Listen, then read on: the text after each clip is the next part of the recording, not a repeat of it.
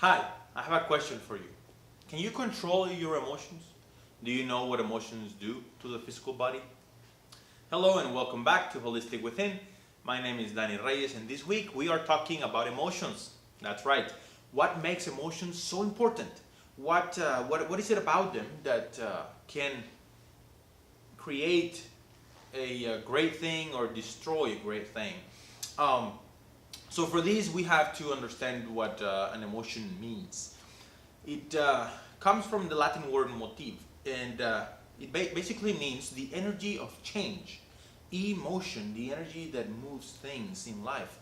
And the interesting fact here is that that word came from the same root that brought us the word motivation and mutation.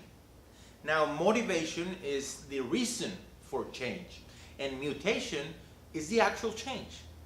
And when we understand the effect that emotions have in life, we understand that emotion is the motivation for mutation.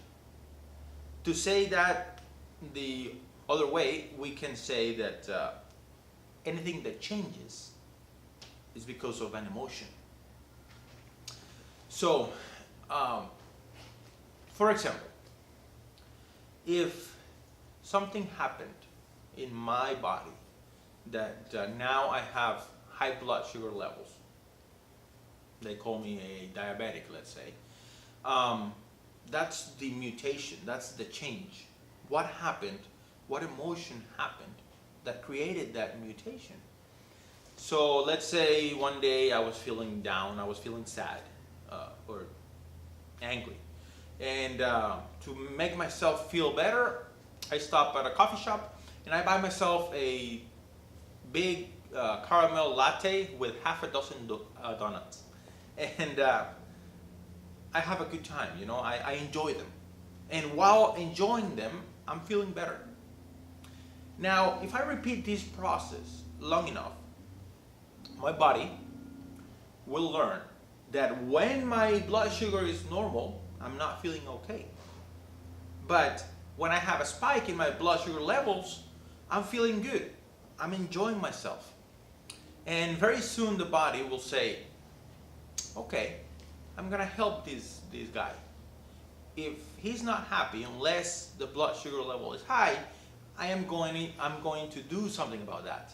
And the body, my biology, calls up a big friend, a bacteria, and tells it, hey, I have a problem. This guy is not happy, but when the blood sugar is high, he's happy, so can you help me out? And the bacteria says, sure, no problem, I got it. So now I get infected with a bacteria that it starts to work on degrading the quality of my insulin. And now I have high blood sugar. And the body says, great, he's going to be happy all day long.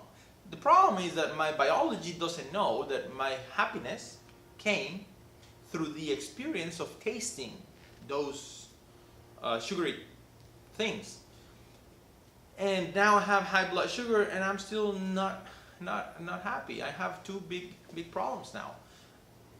But the biology doesn't know that, and my body's always trying to help me cope with the emotional necessities or the emotional needs that I couldn't cope with in the first place, that I couldn't satisfy. So, in that sense, an illness, it's never really an illness. An illness, it's just an attempt of the body to try and help my mind cope with a certain emotion. Another example would be a tiger out there in the jungle. He has, let's say, 100 square miles for himself. He's the alpha male, right? So the way he marks his own land is by going around and peeing, with the smell of his urine. And one day, an alpha male from a different side, it trespasses this tiger's place. So he goes into an emotional shock. He has these emotions going on. and he needs help.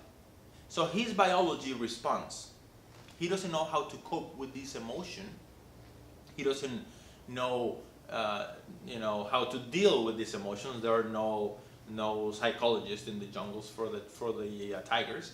So because he doesn't know how to deal with this emotion, now he develops a urinary tract infection, and that's going to make his pee smell 10 times more, or 100 times, I don't know, but the pee is going to become very, very strong. So now he goes around and he pees with this new strong smell, and that's just to make sure that the next time that tiger is going to come in, he will know that does not belong to him, that is a private property, if you will. And next day, the tiger, he smells this new stronger smell, and he doesn't come in no more. And this tiger goes into a stress-free mode, and his body heals. Now he doesn't have that infection because he doesn't need it anymore. It was just a means to help with an emotional stress. Now, everything in life is, or can have the effect of emotional stress on us. If I don't know, driving, working, everything has or could have an emotional stress if we decided to. And the more stress that we have, the more that our bodies will try to help us, right? And then we end up with an illness that it's just going to add more stress to the ones that we already have, because in the first place we couldn't cope with, or we didn't want to invest the time, the money, the effort to actually learn how to be okay with the things that happen in life. And then we find ourselves in more trouble, and anyway, that's when these degenerative things occur. And anyway, the point is that our bodies always are going to be trying to help us cope with the emotions that we don't want to cope with or don't know how to cope with. So that's why an emotion can be so important. If emotion and mutation is the same, or have the same, are linked, are interconnected, and we talk about mutation, we talk about cancer, we talk about tumors, all those things are mutations of the body. And there is a reason why the mutation is going on. It's because of an emotion. If you catch that emotion in time, and you transcend that emotion, and then you create the emotion that you want, the body will heal itself. So my invitation to you is to always remember that emotion is the motivation for mutation. If that mutation, if that change, you want it to be good, then you need to work on your emotions. And this applies for everything.